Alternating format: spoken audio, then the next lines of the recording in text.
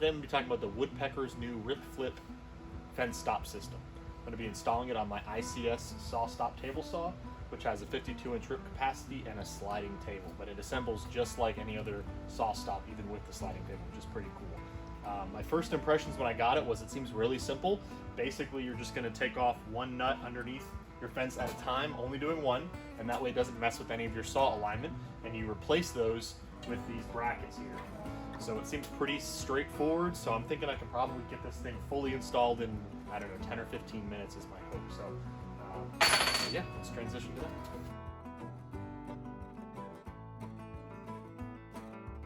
All right, I got the first section of rail installed. The saw stop nuts that you have to remove, get a better angle here. These guys, shocked me. This is a 1/2-inch socket, and these guys, let me look at my socket here, are 7/16 of an inch. So, you know, common sizes you'll have.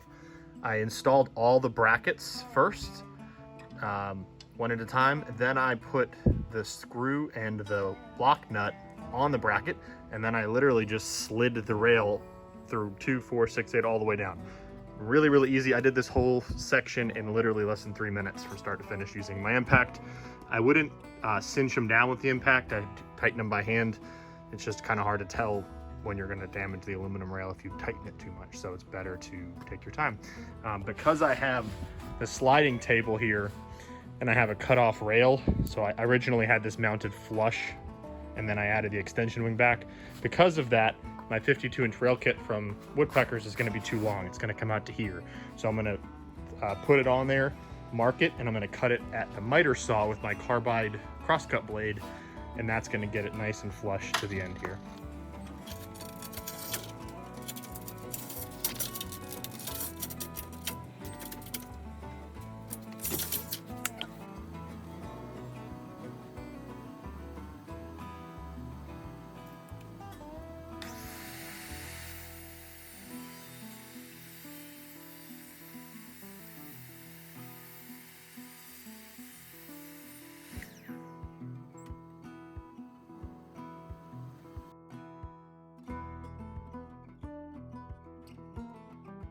Quick tip for during your installation, you're going to have a joint where your two pieces meet. I think this 52-inch had two equal length pieces. There's a little bit of lateral play front to back, so make sure as you're tightening up this first screw, and I would start at the bolt closest to this joint, not at the other end, you want to make sure you get it flush. And the reason there's play is because there's slots in the brackets that Woodpecker provides, and that's intentionally to allow you to get these perfectly lined up and flush, and that's going to allow these stops to slide across your joint. You don't want an offset here where you're going to have to play with this to get it through. You want it to slide across nice and easy like that. So the good news is install was just as easy as I thought it was going to be. It took me about 10 minutes to get this whole thing installed, including cutting the far end off, because I've actually cut my rail down a little bit shorter than the full 52-inch rail typically is. So yeah, I mean, this is really a brainless unbolt, bolt-on kind of operation. So far so good. Excited to give it a try now.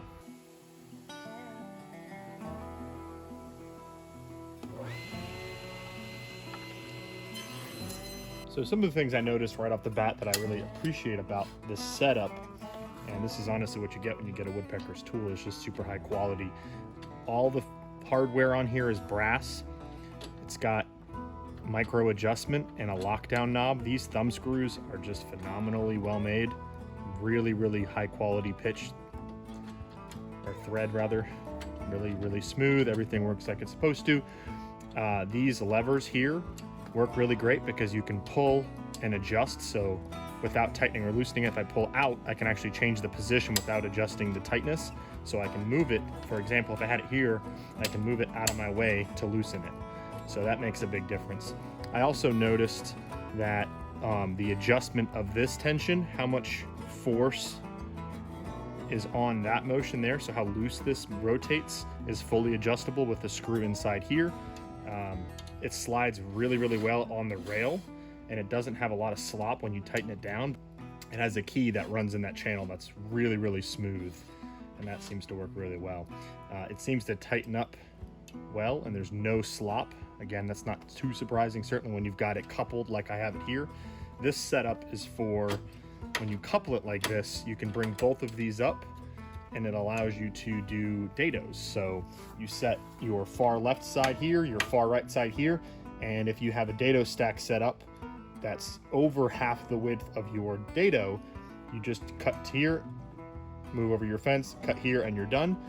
I had the thought though, and I don't know if I'm sure they've thought of this, but they didn't mention it in their video that Woodpeckers put out. But you can actually do the same thing without putting a dado stack in. If you put a flat kerf or a flat top grind blade in, and you can set your left and your right, and then you can incrementally move over until you clear out the whole dado. So for somebody like me who hates putting my dado cartridge in and my dado stack on, that's a good option as well, and this makes it much more repeatable for that kind of operation as opposed to the way I typically do it, which is set my fence to the leftmost position, cut, and then I just kind of sneak up on a fit. It's much better for multiple batches to have something like this, so that's pretty cool. And these just flip up and flip down out of your way, so you can use it for dados, or you can use it again for a single stop if you want to come back to a certain position. Another cool thing, if I uncouple these, which is really easy to do, again, you're just going to loosen up this Allen key in the front. Now it can slide off. You can actually loosen this and rotate it around. So you can set yourself up to have, I rotated the wrong one, but you can set yourself up to have two different distance stops. So again, I got to loosen it up enough till that keyway can get around. There we go. Easy enough. So again, now I've got two different stops, so I can set one at 3 inches for my drawer side, and I can set one at 12 inches for my length on my crosscut, or whatever. So it just gives you a lot of freedom. Your fence will slide right over these when they're in the down position, but whenever you flip them to the up position, slide over your fence, it engages, that easy. So really, really handy. Again, I think this really is going to be valuable for those of us who do a lot of the same. So when you're working on drawers, you're knocking out a batch of drawers, being able to set your stops and come back to it every time to the same position without having to measure or check your gauge is going to be really handy. And again, when you're done using it, it just flips right out of your way. You can just leave it right here until you're ready to use it again. So if you have, for example, a product part that you use a lot or the same dimension, like a 3-inch drawer side, you set this and you can forget it. You can leave it right here for weeks on end and it's just always ready to be your exact position. So yeah, I think productivity wise, this is going to be really, really handy. And that's just like the stop function. I think the dado function is something that's honestly going to be underappreciated. Being able to couple these and do dados is just going to be super, super handy. So that's something I'm really looking forward to trying. It just is that easy. Just couple it like that, tighten this one set screw, and now I can set my dados. Another feature I think is pretty cool is the ability to use this as a micro adjust for your fence. So for example, say I'm trying to sneak up on exactly a 13-inch fit. If I move my lock screw all the way over, all I have to do is twist this and I can walk it right up to a very precise number on my scale, and then boom, lock my fence down. Not only do I have a perfect 13-inch, but now I have a stop at that 13-inch, bring it over, and I'm right back at 13 inches. So really, really handy for those of us who like micro adjustment on your tools. So my first thought on Woodpecker's new flip stop fence system is it's pretty cool. It seems like it's really well made. They put a lot of thought into not only making a stopping system, but also something that's going to cut precise dados that are repeatable, micro adjustment, and it gets out of your way really easily, which that was my biggest concern about this, is that it's mounting underneath my fence. First of all, how hard is the installation? Do I have to drill and fish bolts through? No, it's all easy to install, so that was easy. And my second worry was, how much is this going to be in my way? For example, when I'm raising and lowering the blade, is using the crank wheel, is that going to be in my way? It's not. How easy is it going to be to engage and disengage when I want to use it versus when I want to not use it? And it flips right out of your way. There's almost no adjustment required. It just flips up and flips down. So that big worry is not there. And as far as the quality, I mean, it's a Woodpecker's tool. Everything is precision CNC'd out of aluminum or brass for the hardware. It's anodized, so it's going to last just like all your other Woodpeckers tools. It's cut and machined to super high quality. The thread class is just super high, so it's very smooth nuts and bolts. I mean, overall, it's a 10 out of 10 as far as quality goes. I think the biggest thing now is, having just installed it, figuring out how I can incorporate this into my workflows to add productivity. So as with any new kind of creation or invention, I think it's got a lot of potential. I just need to figure out exactly where it's going to fit into my workflow. So over the next couple of weeks, I'll be playing with it, trying it out on, doing drawer boxes. I think I've mentioned a lot. I think that's really a big one that's going to be a win in our shop, is getting dados that are repeatable, but not only repeatable, getting the positions to be perfect. So that's going to be really cool. And then the other thought I had for using this would be for doing something like bookshelf sides, where we do dados a lot in our cabinetry, to get shelves in the same exact position. We'll be able to move the stop out, but have the dado that's already pre-fit and perfect every time. So a lot of opportunities finding out how exactly they work.